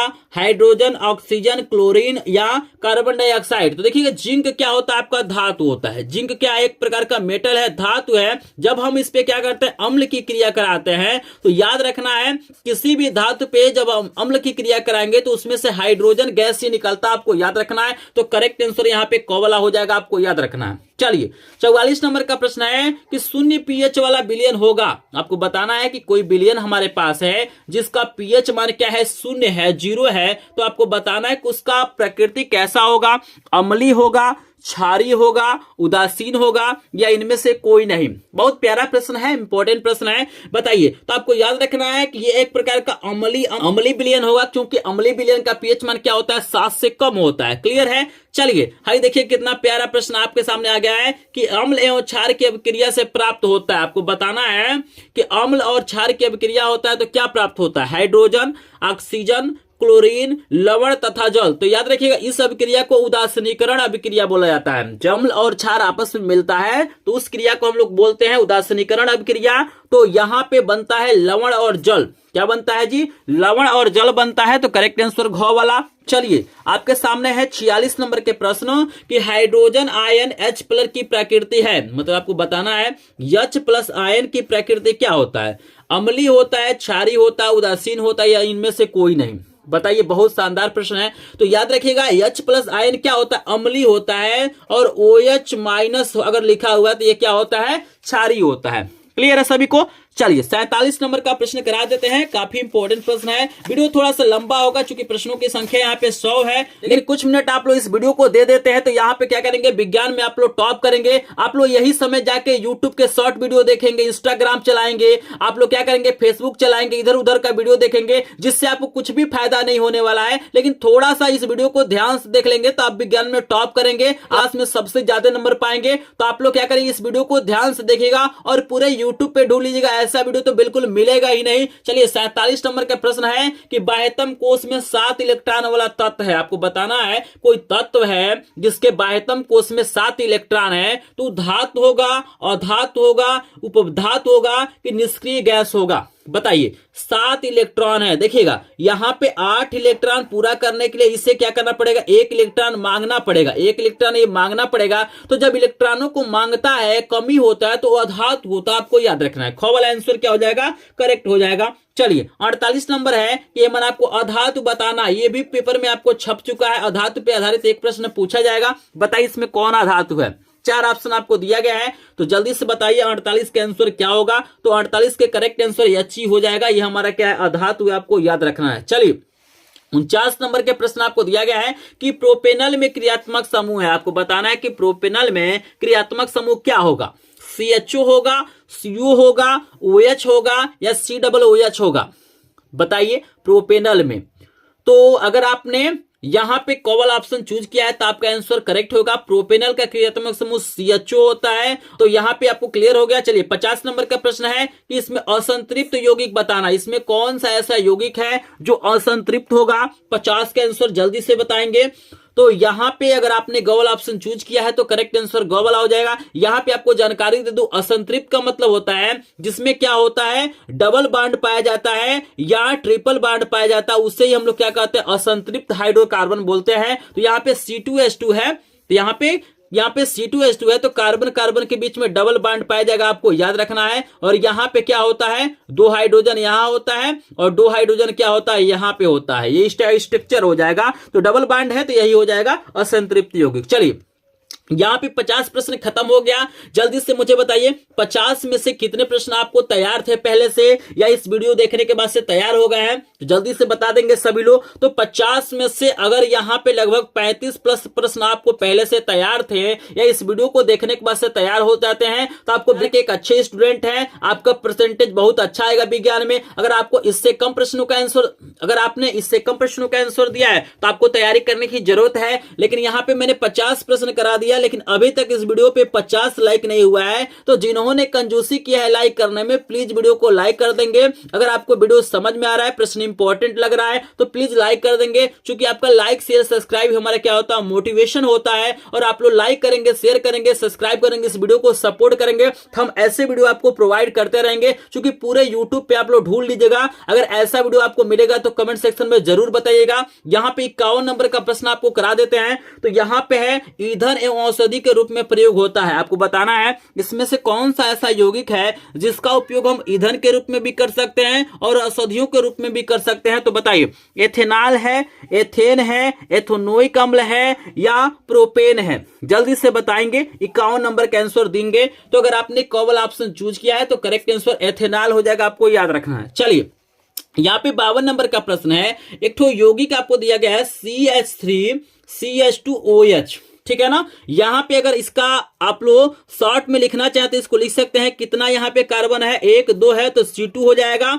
और यहां पे हाइड्रोजन कितना है, 5 है और OH है। देखिए इसको ऐसे भी लिख सकते हैं C2H5OH। इसका आपको IPSC नाम बताना है। चलिए 4 ऑप्शन आपको दिखा देते हैं। 4 ऑप्शन आपको दिया गया है, देख सकते हैं। पहला आपको दिया गया एथेनॉल, दूसरा आपको दिया गया एथेन, तीसरा है एथेनोइक अम्ल और चौथा है प्रोपेन। तो बताइए यहां पे लिख देते हैं C2H5OH के आपको बताना IPSC नाम क्या होगा। जल्दी से सोचिए, बहुत ही प्यारा प्रश्न है, बहुत ही ज्यादा इंपॉर्टेंट है। तो अगर आप कॉवल ऑप्शन सोच रहे हैं तो बिल्कुल करेक्ट आंसर हो जाएगा एथेनॉल हो जाएगा, आपको याद रखना है। चलिए 53 नंबर प्रश्न में एक समीकरण दिया गया है, पूछा जा रहा है किस प्रकार की अभिक्रिया को प्रदर्शित कर रहा है? संयोजन अभिक्रिया, द्विविस्थापन अभिक्रिया, वियोजन अभिक्रिया, विस्थापन अभिक्रिया। बताइए 53 के करेक्ट आंसर सभी लोग बताएंगे कौन सा ऑप्शन करेक्ट होगा। तो अगर आपने घोवल ऑप्शन चूज किया है तो करेक्ट आंसर घोवला हो जाएगा, विस्थापन अभिक्रिया है। चलिए 54 नंबर का प्रश्न है कि कार्बन को वायु में जलाने पर कार्बन डाइऑक्साइड का बनना किस अभिक्रिया का उदाहरण है? संयोजन अभिक्रिया का, विस्थापन अभिक्रिया का, द्विविस्थापन अभिक्रिया का, वियोजन अभिक्रिया का। बताइए कार्बन को अगर वायु की उपस्थिति में जला रहे हैं इसमें कौन सी अभिक्रिया होगा? 4 ऑप्शन आपको दिखा रहे हैं। 54 का आंसर दीजिए, अपने आप को पहचानिए कि विज्ञान की अभी तक कितनी तैयारी आपकी हुई है। तो अगर आपने कॉवल आंसर चूज किया है संयोजन अभिक्रिया यहाँ पे होगा, आपको याद रखना है। चलिए 54 के बाद से हम आपको लेके चलते हैं 55 नंबर प्रश्न पे। और 55 नंबर का प्रश्न है कि कैल्शियम नाइट्रेट का रासायनिक सूत्र है। बताइए कैल्शियम नाइट्रेट के आपके रासायनिक सूत्र क्या होगा? 4 ऑप्शन आपको दिया गया है। 55 का आंसर सभी लोग बताएंगे, जल्दी से बताइए 55 का करेक्ट आंसर। तो 55 के करेक्ट आंसर खोबला हो जाएगा, CaNO3 का होल ट्वाइस, आपको याद रखना है। चलिए 55 के बाद से हम लेके चलते हैं 56 नंबर पे। और 56 नंबर का भी प्रश्न आपके पेपर में छप चुका है 2025 का, बहुत ही शानदार प्रश्न है। बताइए शुद्ध जल का पीएच मान आपको बताना है कि शुद्ध जल का पीएच मान कितना होता है? 8 होता है, 7 होता है, 6 होता है, 12 होता है। चलिए बहुत ही शानदार प्रश्न और मुझे बहुत खुशी हो रहा है कि यहाँ पे 100% स्टूडेंट क्या कर रहे हैं, सही आंसर दे रहे हैं। तो बिल्कुल करेक्ट आंसर यहाँ पे क्या हो जाएगा, 7 हो जाएगा, आपको याद रखना है। तो यहाँ पे आपने 56 नंबर का प्रश्न देख लिया, काफी इंपॉर्टेंट प्रश्न है। चलिए 57 नंबर का प्रश्न आपके सामने आ गया है, मोस्ट इंपॉर्टेंट प्रश्न आपके सामने है। जल्दी से सभी लोग कमेंट सेक्शन में आंसर दीजिए। पेयजल को जीवाणु रहित बनाने के लिए किसका प्रयोग किया जाता है? ब्लीचिंग पाउडर का, फिटकरी का, बेकिंग सोडा का, धावन सोडा का। जल्दी से बताइए कि पेयजल को जीवाणु रहित बनाने के लिए किसका प्रयोग किया जा सकता है? तो यहाँ पे काफी लोगों ने सही आंसर दिया है, कुछ लोग गलत भी आंसर दे रहे हैं। तो आपको बता दूं कि ब्लीचिंग पाउडर का प्रयोग किया जाता है, आपको याद रखना है, ठीक है। चलिए 58 नंबर के प्रश्न आपको दिया गया है कि धावन सोडा का रासायनिक नाम है। अभी 4 ऑप्शन आपको दिया गया है, सोडियम क्लोराइड है, सोडियम कार्बोनेट है, सोडियम बाइकार्बोनेट है और सोडियम हाइड्रोक्साइड है। तो बताइए धावन सोडा का रासायनिक नाम जल्दी से बताइए। 58 नंबर प्रश्न का आंसर सभी लोग देंगे। तो अगर आपने ख वाला ऑप्शन चूज किया है तो करेक्ट आंसर ख वाला हो जाएगा, सोडियम कार्बोनेट हो जाएगा, आपको याद रखना है। चलिए 59 नंबर का प्रश्न है कि शून्य पीएच वाला विलयन होता है। देखिए प्रश्न रिपीट हो गया, अभी मैंने बताया वो अम्लीय होगा, ठीक है ना। चलिए 60 नंबर का प्रश्न बहुत ही ज्यादा इंपॉर्टेंट है। 60 नंबर प्रश्न को बिल्कुल अपने दिमाग में बैठा लीजिएगा। ये प्रश्न आपको दिया गया है कि प्लास्टर ऑफ पेरिस की जल से विक्रिया कराने पर क्या बनता है।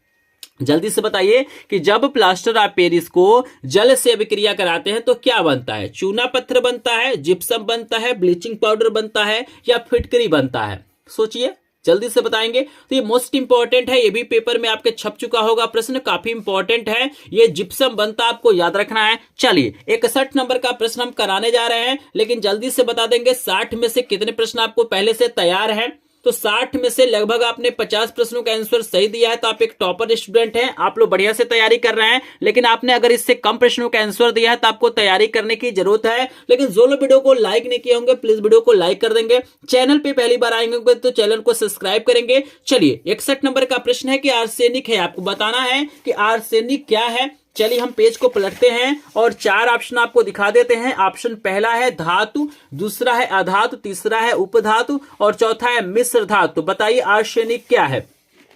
तो अगर आपने यहां पे उपधातु ऑप्शन चूज किया है तो करेक्ट आंसर यहां पे उपधातु हो जाएगा। चलिए 62 नंबर के प्रश्न है कि निम्नलिखित में से कौन अधातु है। बताइए इसमें से कौन अधातु है। Sodium, fluorine, potassium, aluminium. बताइए इसमें से अधातु बताइए। अधातु बोर्ड परीक्षा में पूछा जाता है। तो अगर आपने ख वाला ऑप्शन चूज किया है तो करेक्ट ख वाला हो जाएगा, फ्लोरीन आपका अधातु है। चलिए 63 नंबर के प्रश्न आपको दिया गया है कि शुद्ध वायु क्या है। बताइए जो आपका शुद्ध वायु है वो क्या हो सकता है।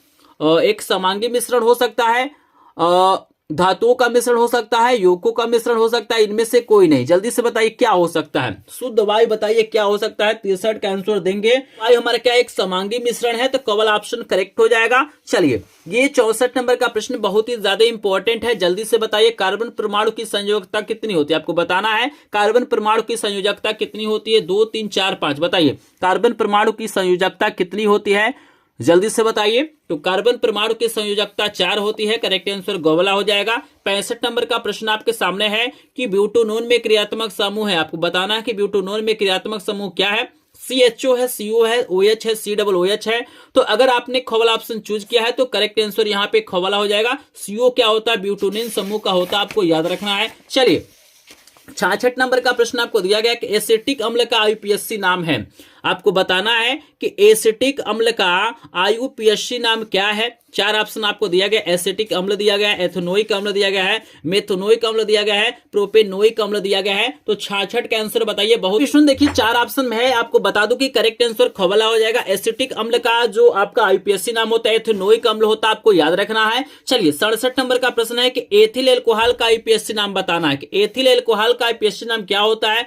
मेथेन होता है, एथेनॉल होता है, एनॉल होता है, प्रोपेनॉल होता है। तो बताइए एथिल एल्कोहल का IUPAC नाम क्या होगा। तो यहां पे अगर आप लोग ख वाला ऑप्शन चूज कर रहे हैं तो करेक्ट आंसर ख वाला हो जाएगा, एथेनॉल हो जाएगा। अभी मैंने आपको बताया है C2H5OH इसका क्या होता है और सूत्र होता है, आपको याद रखना है। चलिए 68 नंबर के प्रश्न है कि इसमें कौन निम्नलिखित सजातीय श्रेणी है। आपको बताना इसमें जो यौगिक आपको दिए गए हैं इसमें कौन सजातीय श्रेणी के अंतर्गत आएगा। यहाँ पे थोड़ा सा आपको जानकारी दे दूं कि सजातीय श्रेणी का मतलब होता है जो एक ही क्या होते हैं समूह को होते हैं। जैसे आपका एल्केन समूह होता है तो एल्केन समूह का सूत्र होता है CnH2n+2 होता है। यहाँ पे एल्किन समूह होता है तो इसका होता है CnH2n होता है। एक एल्काइन होता है जिसका सूत्र होता है CnH2n-2 होता है। तो मतलब आपको बताना है ये एल्केन समूह है, एल्किन समूह है, एल्काइन समूह। कौन ऐसा मतलब यहाँ पे यौगिक है जो एक ही समूह का है, या तो एल्केन का होगा, नहीं तो एल्किन का होगा, नहीं तो एल्काइन का होगा।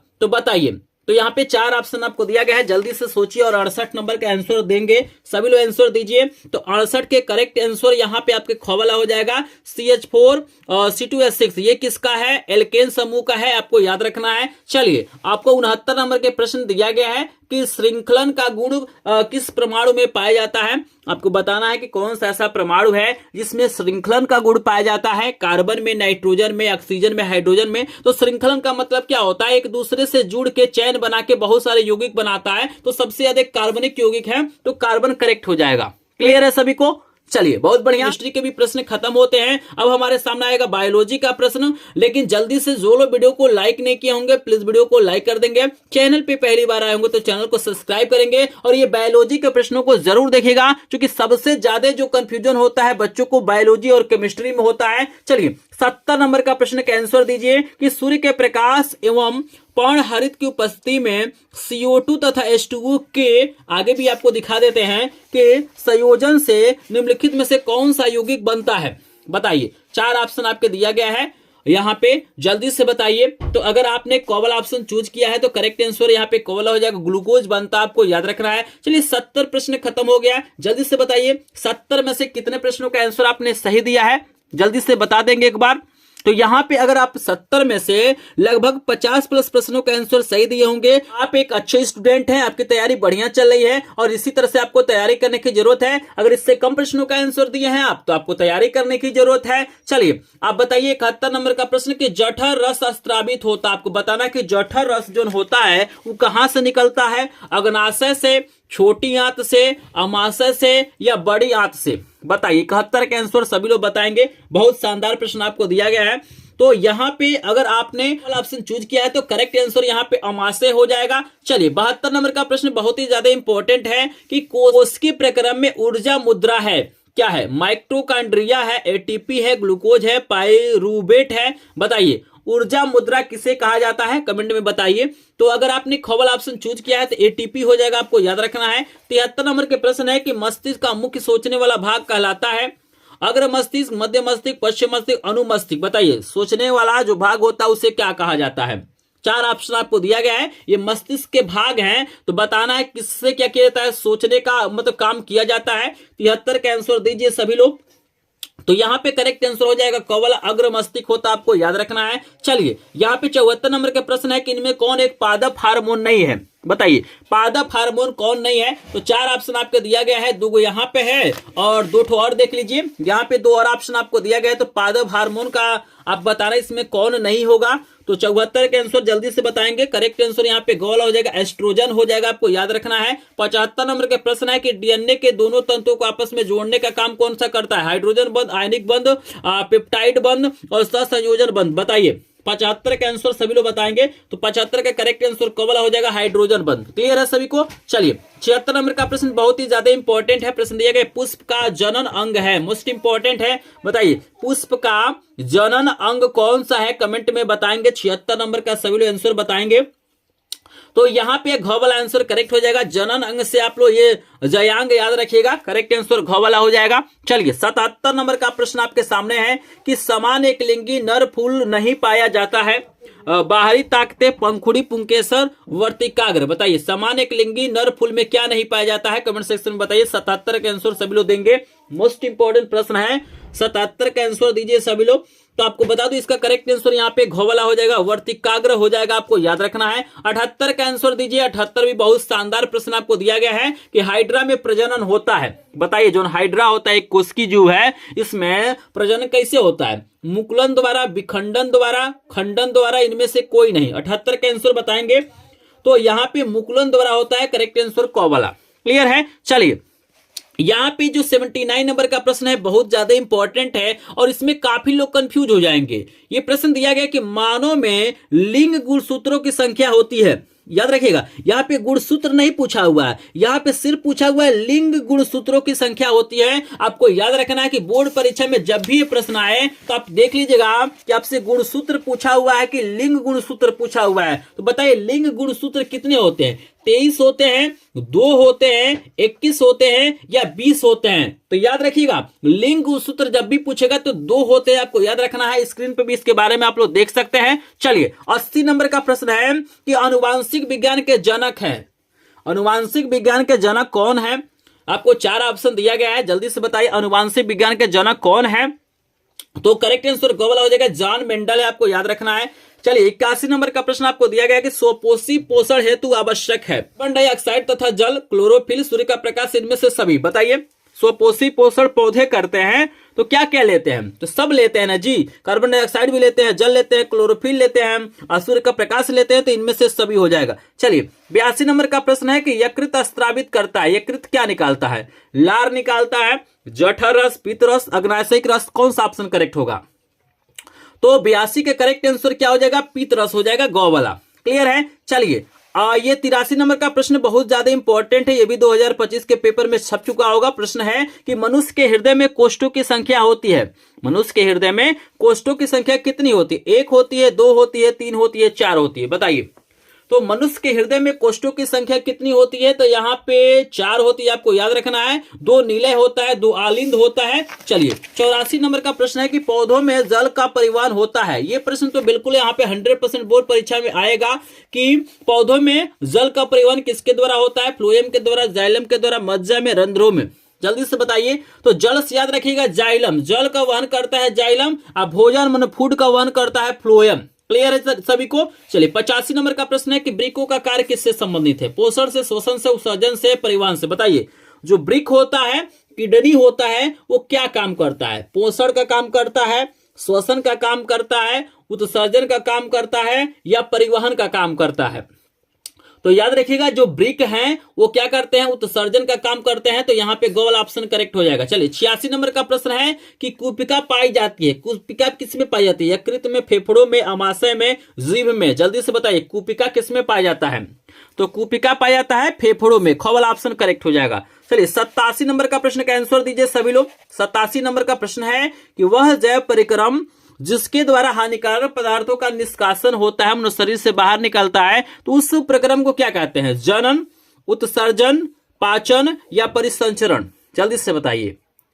तो उस प्रक्रम को हम लोग उत्सर्जन कहते हैं, ख वाला ऑप्शन करेक्ट हो जाएगा। चलिए 88 बताइए कि मस्तिष्क उत्तरदायी है सोचने के लिए, हृदय स्पंदन के लिए, ये हमारा ख वाला है। ग वाला दिया गया शरीर का संतुलन बनाने के लिए, और घ दिया गया इनमें से सभी। बताइए मस्तिष्क का क्या काम हो सकता है? तो बताइए 88 नंबर प्रश्न के आंसर बताएंगे, करेक्ट आंसर हो जाएगा उपयुक्त में से सभी, सभी काम करता है। चलिए 89 नंबर का प्रश्न है कि मादा लिंग हार्मोन कहलाता है, मादा लिंग हार्मोन क्या कहलाता है? 4 ऑप्शन आपको दिया गया है, तो 89 नंबर का आंसर देंगे। तो यहाँ पे काफी लोग सही आंसर दे रहे हैं, सोचिए सोचिए जल्दी से बताइए। ख वाला ऑप्शन एस्ट्रोजन बिल्कुल करेक्ट हो जाएगा। चलिए 90 नंबर का प्रश्न है कि इंसुलिन नामक हार्मोन स्त्रावित होता है। बताइए इंसुलिन नामक हार्मोन कहां से स्त्रावित होता है? अमाशय से, यकृत से, वृक्कों से या अग्नाशय से? तो 90 का आंसर बताएंगे सभी लोग। तो अगर आपने घ वाला ऑप्शन दिया है तो यहाँ पे अग्नाशय हो जाएगा। चलिए 90 प्रश्न हो गया, जल्दी से बताएंगे भाई 90 में से कितने प्रश्नों का आंसर आपने सही दिया है, जल्दी से बताइए। तो अगर 90 में से लगभग आपने यहाँ पे 70 प्लस प्रश्नों का आंसर सही दिया है तो आपकी तैयारी अच्छी हो रही है, आप लोग विज्ञान में बढ़िया नंबर पाएंगे। अगर आपने इससे कम प्रश्नों का आंसर दिया है तो आपको तैयारी करने की जरूरत है। लेकिन मैं यहाँ पे देख पा रहा हूँ कि 90 प्रश्न मैंने बता दिया, लेकिन अभी तक इस वीडियो पे 90 लाइक नहीं कंप्लीट हुआ है। तो जो लोग लाइक नहीं किए हैं प्लीज वीडियो को लाइक कर देंगे, क्योंकि आपका लाइक शेयर सब्सक्राइब हमारा क्या होता है? मोटिवेशन होता है। तो चलिए लेके चलते हैं 91 नंबर का प्रश्न आपके सामने है, अलैंगिक जनन मुकुलन द्वारा होता है। बताइए अलैंगिक जनन मुकुलन द्वारा होता है अमीबा में, ईस्ट में, प्लाज्मोडियम में, लिस्मानिया में? बताइए अलैंगिक जनन मुकुलन द्वारा किसमें होता है? 91 नंबर का आंसर बताएंगे। तो 91 नंबर का करेक्ट आंसर बहुत बढ़िया, बहुत शानदार, यहाँ पे ख वाला ईस्ट हो जाएगा। चलिए पराग कोश में होते हैं, मोस्ट इंपोर्टेंट प्रश्न है, वेरी वेरी इंपोर्टेंट प्रश्न है कि पराग कोश में क्या होते हैं? बाह्यदल होते हैं, अंडाशय होते हैं, अंडप होते हैं या परागकण होते हैं? बताइए सभी लोग। तो 92 नंबर का करेक्ट आंसर हो जाएगा परागकण, घ वाला ऑप्शन बिल्कुल करेक्ट हो जाएगा। चलिए 93 नंबर का प्रश्न है कि निम्नलिखित में से कौन सा मानव में मादा जननातंत्र का भाग नहीं? बताना है कि कौन सा ऐसा यहाँ पे तंत्र है जो मादा में नहीं पाया जाता है। अंडाशय, गर्भाशय, शुक्रवाहिका या इनमें से कोई नहीं। बताइए कौन सा ऐसा तंत्र है, अंग है जो मादा में नहीं पाया जाता है। तो अगर आपने ग वाला ऑप्शन चूज किया है तो करेक्ट हो जाएगा शुक्रवाहिका। चलिए 94 नंबर का आंसर बताइए। द्विविखंडन विधि द्वारा अलैंगिक जनन होता है। बताइए द्विविखंडन विधि द्वारा अलैंगिक जनन किस में होता है? अमीबा में, प्लाज्मोडियम में, आलू में या ब्रायोफिलम में? बताइए 94 का करेक्ट आंसर बताएंगे तो इसमें होता है अमीबा में होता है। करेक्ट आंसर क वाला। चलिए 95 नंबर है कि निम्नलिखित में से किस पौधे का पुष्प एक लिंगी होता है? बताइए किस पौधे का पुष्प एक लिंगी होता है? पपीते का, गुड़हल का, सरसों का कि मटर का? बताइए किस पौधे का पुष्प एक लिंगी होता है? तो पपीते का होता है, क वाला करेक्ट आंसर। चलिए 96 नंबर का है कि मुकुलन किस में पाया जाता है? बताइए मुकुलन किस में पाया जाता है, जल्दी से बताएंगे। 4 ऑप्शन आपको दिया गया है। तो मुकुलन पाया जाता है हाइड्रा में। ठीक है। चलिए 97 नंबर का प्रश्न है कि मेंडल ने अपना प्रयोग किस पौधे पर किया था? बिल्कुल आसान प्रश्न है। इसमें सभी लोग बताइए 100% लोग सही आंसर बताइए कि मेंडल ने अपना प्रयोग किस पौधे पर किया था। तो यहाँ पे लगभग 100% लोगों ने सही आंसर दिया है। सभी को कंग्रेचुलेशन कि आप लोग सही आंसर दिया है। बिल्कुल मटर के पौधे पर किया था, ग वाला। चलिए मानव में गुणसूत्रों की संख्या याद रखिएगा। यहाँ पे गुणसूत्र पूछा गया है तो गुणसूत्र अलग चीज है और लिंग गुणसूत्र अलग चीज है। तो बताइए गुणसूत्र कितने होते हैं? 42, 44 और यहाँ पे 2 और ऑप्शन आपको दिखा देते हैं तो 46 है और 48 है। बताइए मानव में गुणसूत्र कितने होते? तो मानव में 46 गुणसूत्र होते हैं, आपको याद रखना है। और लिंग गुणसूत्र पूछेगा तो 2 आपको याद रखना है। चलिए 99 नंबर का प्रश्न है कि निम्नलिखित में से कौन सा जीन प्रारूप शुद्ध गोल बीजों को प्रकट करता है? तो 4 ऑप्शन आपको दिया गया है। बताइए तो यहाँ पे जल्दी से बताएंगे। Small T, capital T, capital T और कैपिटल आर। तो करेक्ट आंसर घ वाला हो जाएगा। क्लियर है सभी को? चलिए 100 नंबर का प्रश्न देखिएगा। ये बोर्ड परीक्षा 2024 में इस प्रश्न को पूछा गया था। ये बहुत ज्यादा इंपॉर्टेंट प्रश्न है क्योंकि इस प्रश्न का आंसर बहुत सारे लोगों को नहीं पता होगा, क्योंकि अलग से थोड़ा सा प्रश्न पूछ लिया गया। प्रश्न है कि मेंडल ने प्रारंभिक शिक्षा प्राप्त की थी। आपको बताना कि जो जॉन मेंडल थे उन्होंने प्रारंभिक शिक्षा कहां से प्राप्त किया था? मंदिर में, स्कूल में, गुरुकुल में या गिरजाघर में? 2024 में पूछा गया था। काफी इंपॉर्टेंट प्रश्न है, इसको रिपीट किया जा सकता है। तो अगर आप भी विज्ञान पढ़ते होंगे और आपका भी सपना होगा कि भाई आप विज्ञान में बढ़िया नंबर पाएं, तो इस प्रश्न का आंसर मुझे क्या करेंगे? कमेंट सेक्शन में बताएंगे। आप लोग कमेंट करेंगे यहाँ पे 100 नंबर प्रश्न का आंसर, तो इससे ये पता चलेगा कि आपने वीडियो को शुरू से लेकर लास्ट तक देखा है। जहां तक मुझे लग रहा है कि अगर इस वीडियो को शुरू से लेकर लास्ट तक देखेंगे तो विज्ञान में आपको टॉप करने से कोई नहीं रोक सकता। आपका एक भी क्वेश्चन क्या होगा? गलत नहीं होगा। कमेंट सेक्शन में जरूर कमेंट कीजिएगा और मेरा यह आशीर्वाद है कि आप लोग विज्ञान में सबसे ज्यादा नंबर पाएंगे। और यहाँ पे मैंने क्या किया? सभी विषयों का 100 क्वेश्चन का क्या किया है? वीडियो डाल दिया है। सभी विषयों का वीडियो नहीं देखा है तो मेरे चैनल पे आपको वीडियो मिल जाएगा। और यहाँ पे एक चीज बता दूं कि जिनको भी सभी विषयों का 100 प्रश्नों का पीडीएफ नोट चाहिए या सभी विषयों के 7 सेट वायरल पेपर चाहिए, वायरल मॉडल पेपर चाहिए, तो हमारे ग्रुप को अभी के अभी क्या करेंगे? ज्वाइन कर लेंगे, जिसका लिंक आपको डिस्क्रिप्शन में दिया गया है। या आप चाहे तो डायरेक्ट हमसे व्हाट्सएप के माध्यम से पीडीएफ नोट ले सकते हैं। हमारा नंबर है 761993 यहाँ पे हो जाएगा 5513। ये मेरा व्हाट्सअप नंबर है, स्क्रीन पे भी आपको नजर आ रहा होगा। लेकिन देखिएगा व्हाट्सअप से डायरेक्ट अगर आपको पीडीएफ नोट पाना है तो इसके लिए एक शर्त है, छोटा सा शर्त है कि आपको करना क्या होगा कि आपको चैनल को सब्सक्राइब करके और इस वीडियो को लाइक करके एक स्क्रीनशॉट लेना है और वो स्क्रीनशॉट मेरे व्हाट्सएप पे क्या करना है? सेंड करना है। तो जो लोग चैनल को सब्सक्राइब किए रहेंगे, इस वीडियो को लाइक किए रहेंगे, उन्हीं को सभी विषयों का क्या होगा? डायरेक्ट व्हाट्सएप पीडीएफ मिल पाएगा। तो जो तुरंत चाहते हैं पीडीएफ नोट लेना तो क्या करेंगे? हमें इस चैनल को सब्सक्राइब करके और वीडियो को लाइक करके इस नंबर पे मैसेज करेंगे और जिस भी विषय का पीडीएफ चाहिए आप लिख देंगे, आपको पीडीएफ बिल्कुल फ्री में मिल जाएगा। तो आई होप आपको वीडियो पसंद आया होगा। वीडियो पसंद आया होगा तो प्लीज वीडियो को लाइक कर देंगे। लेकिन लास्ट में जाते जाते आप लोग कमेंट सेक्शन में जरूर बता दीजिएगा कि 100 में से कितने प्रश्नों का आंसर आपने सही दिया है। आप लोग कमेंट सेक्शन में जरूर बताइएगा। तो चलिए मिलते हैं नेक्स्ट वीडियो में। स्क्रीन पे 2 और वीडियो आपको दिखाई दे रहा है, वहां पे क्लिक करके देखिए।